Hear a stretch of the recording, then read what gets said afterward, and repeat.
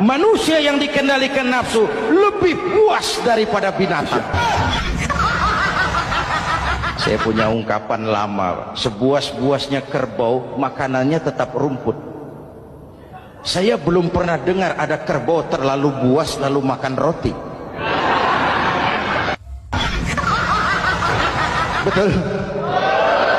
Tapi manusia kalau sudah dikendalikan nafsu, manusia bukan cuma makan nasi, aspal, semen, kertas, minumnya solar, jauh lebih buas daripada binatang. Kejaksaan Agung tetap membuka kemungkinan untuk memeriksa Nanik S. Deang terkait dugaan korupsi makan bergizi gratis, kendati ia mundur dari jabatan Kepala BGN. Keterangan Nanik S. Deang dianggap penting karena ia diduga mengetahui pengelolaan Satuan Pelayanan Pemenuhan Gizi atau SPPG. Pidato manis demi bangsa tercinta. Di depan rakyat bicara. Pengunduran diri Nanik S. Deang dari jabatan Kepala Badan Gizi Nasional tak mempengaruhi pengusutan kasus dugaan korupsi makan bergizi gratis yang tengah diusut Kejaksaan Agung. Nanik masih menjadi salah satu pihak yang akan diperiksa sebagai saksi untuk membuat terang kasus dugaan korupsi MBG yang kini telah menjerat 7 tersangka, termasuk diantaranya Dadan Hindayana. Namun, kapan penyidik Kejagung akan memeriksa Nanik, Kapus Penkum Kejagung Anang Supriyatna mengonfirmasi belum dalam waktu dekat. Sebelumnya, Direktur Penyidikan Jaksa Agung Muda Tindak Pidana Khusus Kejagung, Syarif Sulaiman Nahdi, sempat menyampaikan setiap pihak yang dinilai memiliki informasi ihwal perkara yang tengah diusut berpotensi dimintai keterangan sebagai saksi.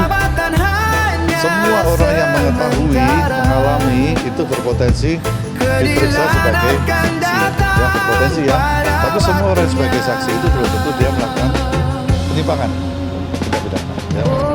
Keterangan Nanik S. Deang tentu sangat penting, apalagi ia bukanlah orang baru di Badan Gizi Nasional yang setidaknya tahu tentang bagaimana tata kelola program MBG dijalankan. Soal nanti alat bukti yang menyeret dia atau tidak, ya berdasarkan keterangan saksi itu. Bisa aja kalau dia ada dua alat bukti yang cukup melibatkan dirinya dalam pusaran korupsi, ya bisa aja jadi tersangka. Tapi kalau tidak, ya berarti dia cukup saksi. Tapi setidaknya Kejaksaan Agung harus mengklarifikasi isu tentang dia punya dapur umum yang dikelola oleh dia atau yayasan yang dulu dia kelola. Sekalipun dia sudah mengundurkan diri, kalau memang penegak hukum punya bukti yang membuktikan bahwa pada waktu tertentu dan pada tempat tertentu orang itu sudah melakukan tindak pidana, maka dia bisa tetap dijerat. Ya, ada proses pidana, baik bisa juga sebagai pelaku atau mungkin juga ditempatkan sebagai saksi. Ya. Nanik S. Deang mengumumkan pengunduran diri dari jabatan Kepala Badan Gizi Nasional melalui media sosial.